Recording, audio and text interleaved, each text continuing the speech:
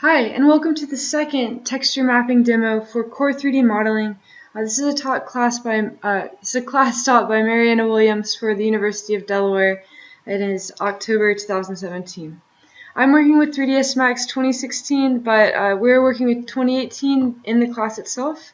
I just want to review another way to use texture mapping and UVW unwrap so that we can create a custom texture for this little fish.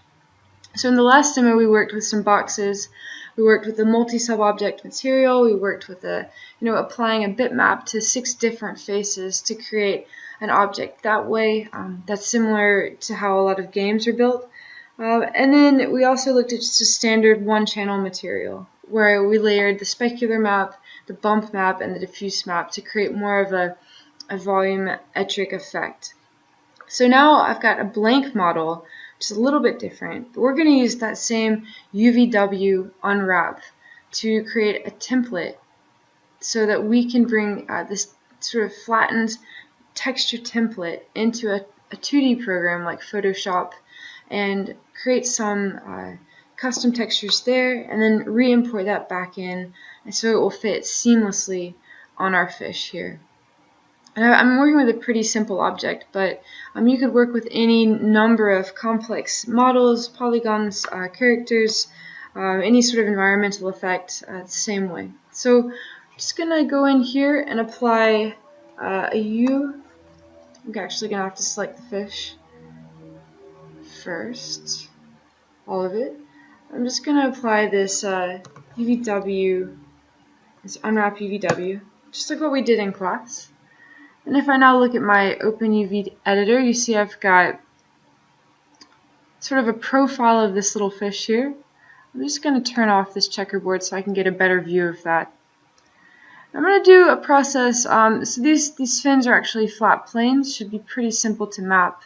If it were me, if it was a personal project, I might create a little bit of volume or maybe a taper to these and kind of model them out a little bit more to give it more of a sense of realism if that was the purpose of your project. If realism is not your goal, then that's totally fine as well. You just want everything you do to be intentional. So right now we've got our object, same things as self-selection. We've got our vertices, our edges, and our faces, our polygon faces. You can select by the entire object. So you remember this from the last demo. So we have our move tool, our rotate, and our scale tool. In addition to those, if we select by face as well, we've got these stitching tools, which are going to show us if we ever mess up or we need to stitch something together. This is how we're going to repair those seams. Today we're also going to be working with this pelt mapping tool, as well as a tool called break or Control B. So I'm just going to get started really quickly, as this is a review of what we've done in class. Just so you know where everything is, I'm just going to quickly select just parts of this fish, and I'm going to hold Alt to deselect areas I don't want, and I'm actually going to hold Control. So if I come in here, this is why I like working in a sort of a 4-point view. I'm just going to hold Control and box over this, and then make sure I'm not over selecting anything, holding Control. So I just basically want to select half of the fish. I've gotten all wonky here. I can also go in if I need to. Oops. So if you scroll out of it or accidentally click out of it like I did, everything becomes unselected. So let's just quickly go back in. I'm only selecting the body of the fish now. Looks like I've got the entire body of the fish selected, and I'm just going to hold Alt and deselect half of that. Something's up with this model, it seems, because it's selecting in a kind of funny way, but I'm just holding Alt or Option, I believe, if you're using a Mac. It should be the same thing. And I'm just trying to find and holding Control to add into that. I'm just going to try to, select only half of that fish. So just go back in, deselect what I don't need, and then we're going to just double check. So I'm if you remember from class, we're monitoring our actions between each viewport. And by using the 4-channel or like 4-point viewport, I'm able to sort of select intentionally and start to see the seams right here. So that's pretty useful rather than just simply working around in only one viewport. So I'm just going to get out of that and make sure half of that is selected. And this is great. So, except I now need to do the top bit of this, but I might actually hold Alt and also get rid of this just a little bit to the left of this fin, because I want to create a nice clean seam for this UVW unwrapping. So the more specific I am with my seams and the better I lay this pattern out, almost like you're making a dress or something, or like you're planning a template, or you're making a paper cutout of some model. This is a little wonky, so I want to mirror these. I might hold Control. So the better that mapping is, the better your life will be when you start to texture map. Okay, great. So I've got half of the fish selected, and I'm actually going to break this fish in half in our UVW editor so that I can have more control over the two different sides of a fish. Because if you think about it, even like a human face, maybe the right half of your face is a little bit different from the left. So we want to just pay attention to that detail there. This isn't really, I'm not encouraging you to make realistic work. I'm just saying pay attention to details and be specific about your choices. So once I have this, I can go into my tools. And if you remember from class, we did a break command. From there, I was able to use the move tool to move that apart. You see I now have two separate sides of that fish. And it's not broken into two halves. And you can see that because we have this green seam here, which we don't need to stitch, but the seams here, all of these green lines represent where we're stitching the object. And then from class, we went into a pelt mapping. We looked at this, and a pelt mapping is basically like stretching out the skin of that half of that fish as though you're stretching a drum. So we have a starting a pelt and a relax. Most of the time, the start pelt is the one you want to go for. Sometimes the relax works. There's also, I think, a reset, but it's not showing up in my window, so maybe we'll drag it over and see if you can see it. Not sure why. It's being a little finicky today, 3ds Max.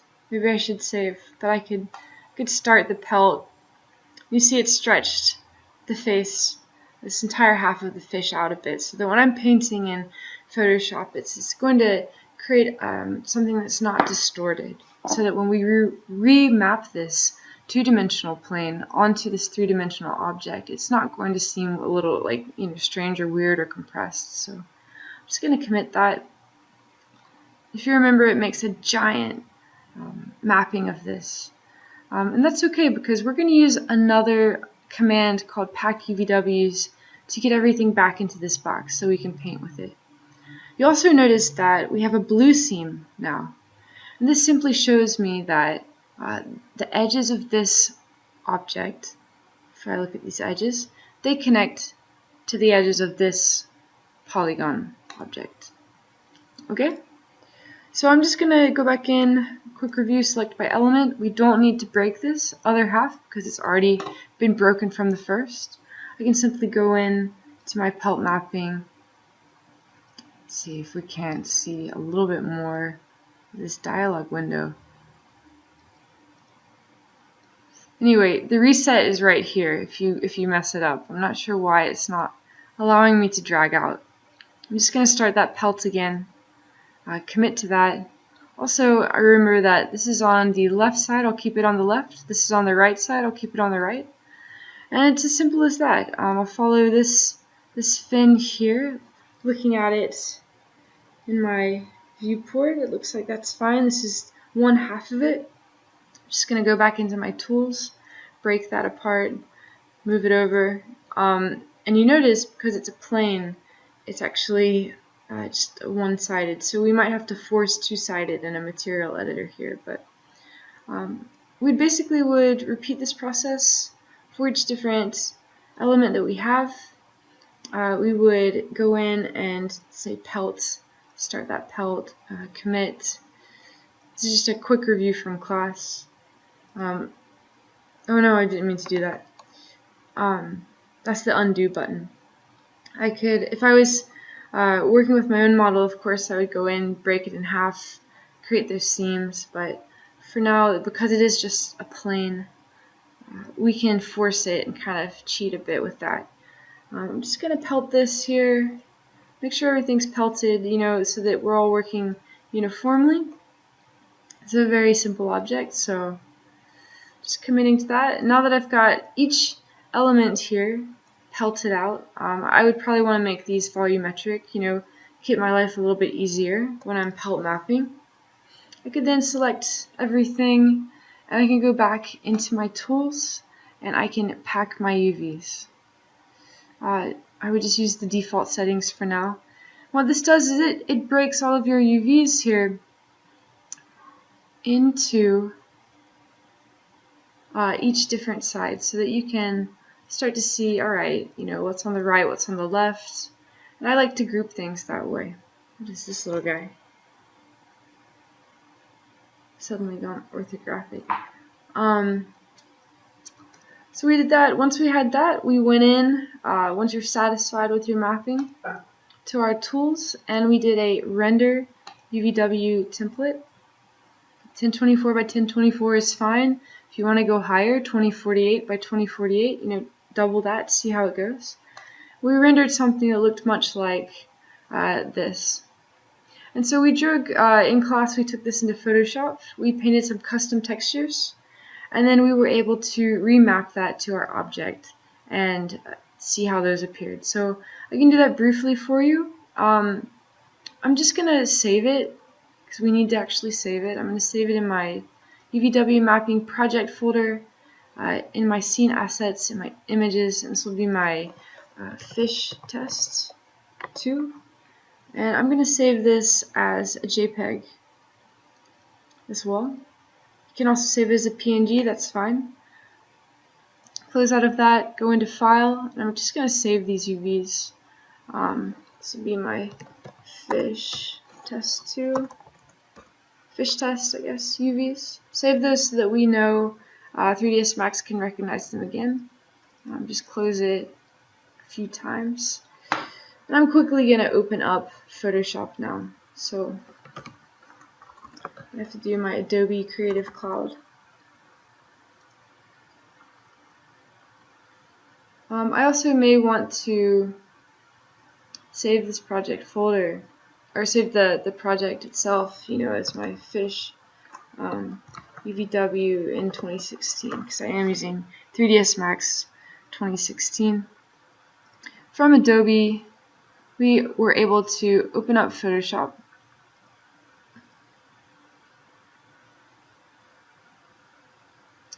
I'll just close the Creative Cloud here.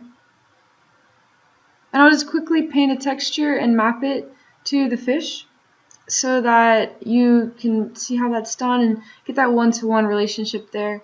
And then if you have any further questions, come find me. We can set a time to talk in class or after class.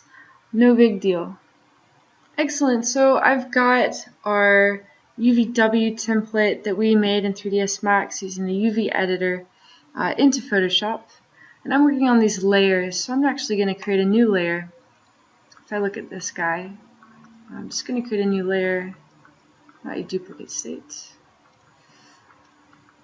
Layer, new, layer, okay. And we see that we've got, it's our history, we've got our backgrounds, which is our PNG there. We're going to turn that off in a bit. We're just using this as a guide. We're actually going to be painting on this layer here. And in class we went in and we looked at different blending modes. I encourage you to, maybe add additional layers, play with those. You don't need just one, you can have multiple layers.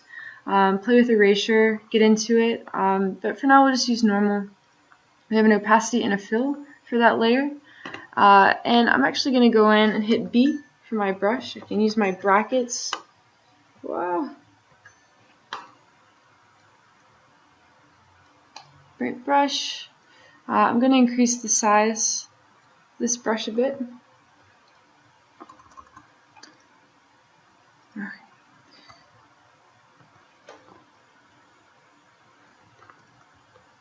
And if I hit B, and maybe I'll select, maybe we'll just try with it like a bright magenta.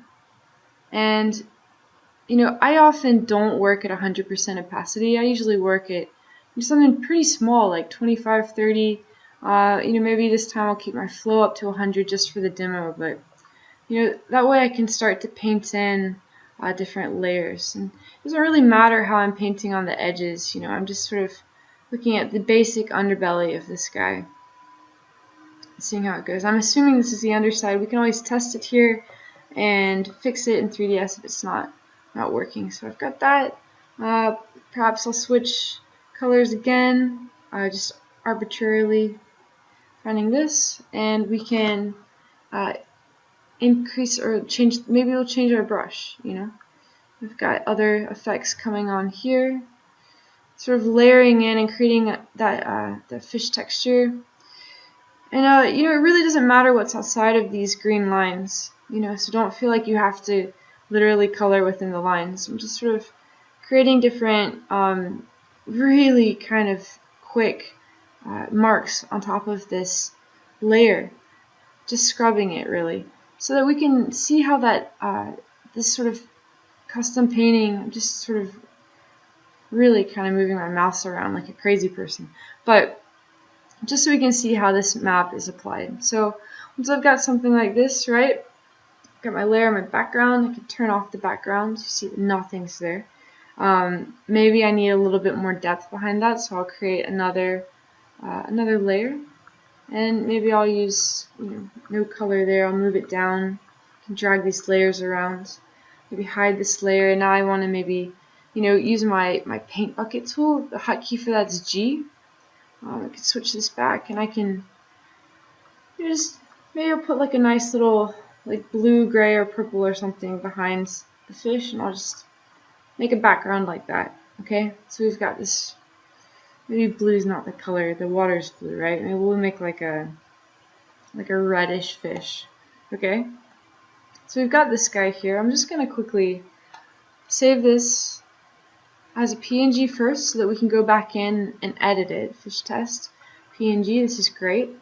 Or Photoshop PSD. Excuse me. That's a Photoshop file. It works in layers. It'll maintain those layers for you.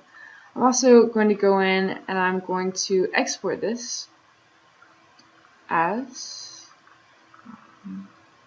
I could actually save it. I could go in, first we should do a layer. We can always flatten the image. Just say OK. You can always undo this if you go into your window and you look at your history. You can just go back right up here and hit this icon. It gets you right back to the start. Or you could open that Photoshop document that you just saved. So once you flatten that image, you see all of these layers go away. It's just one picture. So I'm going to go back in, and now I'm going to save this as, instead of that PSD, I'm going to save it as a JPEG. Just saving it into my file. No, I'm going to save this as my fish test to paint. Just saving that.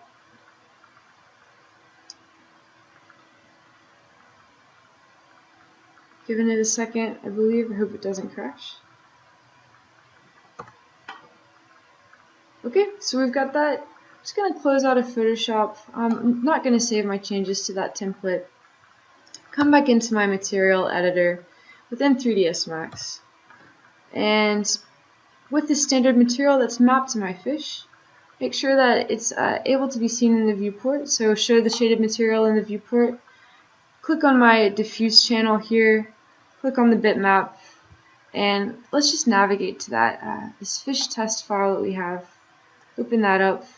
And you see that that texture is automatically mapped and applied to my fish object. So if I went in and looked at realistic without edged faces, getting out of this, maybe holding Alt-W to get a larger view, you can see that I've got my seams, And I do actually need to make some adjustments to it, but I've got that underbelly, which was pink. Maybe I want to go back in now that I have a general view of the fish in Photoshop and, really play with that and start to make more specific marks, So that's basically the demo that we have.